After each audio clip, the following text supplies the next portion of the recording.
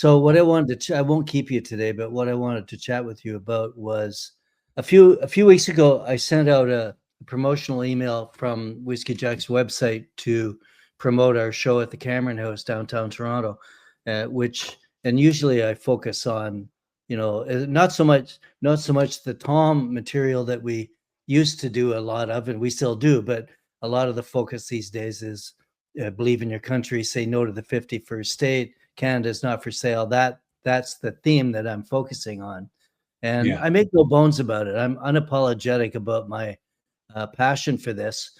And so my wording as a result is, I call him the gangster down south like Charlie Angus does. And so anyway, I get a reply from a buyer who has purchased the show at least twice that I can remember, maybe more, in Tillsonburg, Ontario. Development commissioner for the town of Tillsonburg. So he replied to my message on the town email. Okay. So for Yeah. me, I read that and thought he's speaking for the town. This is what he said. He said, appreciate the Canadianism, but from a high level overview perspective, the gangster down south has done more for Canadians than our government has done for us lately, i.e., with the consumer carbon tax cancellation. He's responsible for one of the biggest tax cuts in Canadian history. Unlike our government, which continues to suck the blood out of us. Sorry for the mini rant, but it's hard when Canadians in general don't know how bad our government is treating us. So that is clearly a partisan comment, anti-federal government, as pro-Trump as you can get for a Canadian. So Yeah. I blocked him and I emailed him and said, you are now officially blocked. I've deleted you. Goodbye. And then I forwarded the exchange to the town of Tillsonburg, and I said, is this guy speaking on behalf of the town? Because as a professional singer who sings proudly every night from our stage, my back still aches when I hear that word. I want to know whether I'm singing for a town that thinks this way, or am I singing for a town that Tom wrote about? So yesterday, on my way to Lindsay, I got a call from a young man for the town of Tillsonburg, Kyle somebody, very apologetic for the town, said he had no way speaks for me or for the town. And he said, since you blocked Cephas, he asked me to apologize to you as well. Now, I say all of this, Charlie, because I've been questioning lately what it is I'm trying to accomplish with this pushback, and how far I'm not only how far I should go, but how far should Canadians be going? I just wonder, what's your take? What's your pushback on what's going on? Are you as all in as you'd like to be, or are you holding back, or are you gonna? It's funny. I might not be as vocal as you, but I sort of dealt with this today because yesterday I posted the thing about canceling our Disney Plus subscription.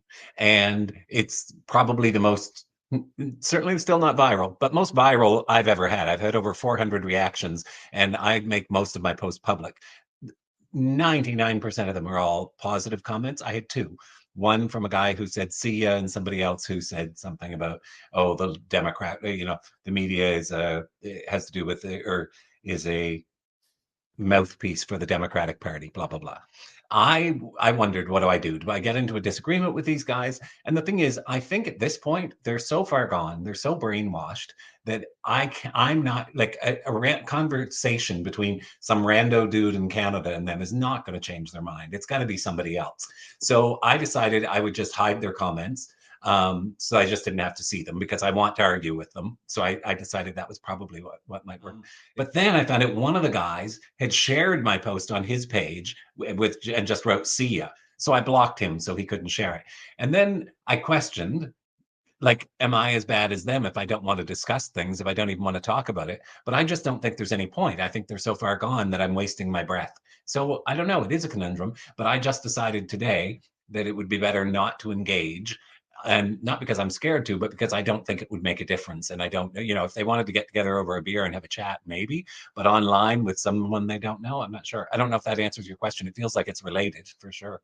No, it is related, and I'm just trying to get a sense of. I was trying to, for example, planning. I was saying to Karen the other day, yesterday, that maybe maybe I'll organize a social event, kind of a drop in at the house, and the with the agenda would simply be, we're pushing back against a threat to our sovereignty. That, to me, look at when it gets right down to it, Charlie. The only thing I'm really concerned about is our personal freedom, the freedom of the people. That's it. Yeah. First and Yeah. foremost, that's the only thing I really care about. We should call the shots, not the government, not the oligarchs, not we make the decision, and we're so far from that today. So Yeah. anyway, as I 100%. was sitting trying to make a list of people that I thought that I knew would be all in, like I am, it's quite short.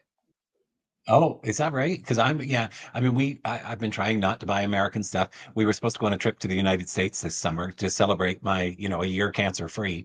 And we were really excited about it. We were going to do a paranormal road trip and start in Roswell, New Mexico, and go out to the Winchester House in California and all of these places in between that are alien and ghost related. And I'm just like, I can't support that country. I can't let my money go there. So we went to Europe instead, and we had a wonderful time. Right. And the thing is, I have a lot of friends in the United States who feel the same. I have gay friends in the United States who I'm worried about. I still love New York City. I think it's one of the best cities in the world, but I can't bring myself to go there right now. Okay, then take that argument then, and again, this is, you don't even have to answer this, but like my feeling is that when push comes to shove, these people are our enemy. They are going. I don't care who their leader is.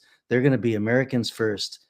Period. I think that's why I think that's why Well, Carney and all of these people are being so delicate with this crazy man, because one little one bad move, he turns on us, the country turns on us. right. I don't know. I mean, one of my friends, it's a new friend I made. He just in the last year or so, he actually wants to come to Canada as much as he can. He's talking about buying a property here so he can stay for up to 6 months of the year. And like, I don't, and I have an older lady friend who's, a gay woman, and she's scared. I don't see her as the enemy. I don't know. Yeah, I feel a little differently, I think. I think there are people there that are stuck in a really bad situation because the majority of their population seems to have fallen into this cult.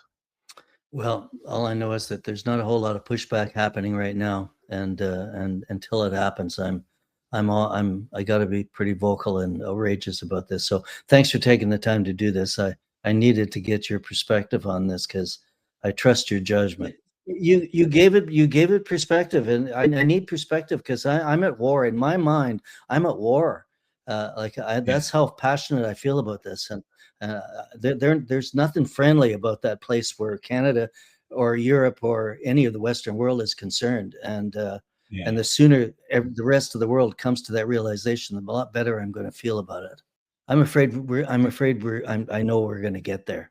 It's Uh, going to happen. I hope you're not right, but I'm not convinced of that. So anyway, okay. Well, Yeah, thank you. Thanks. Nice chatting, Duncan. we'll do it again. Okay, for sure.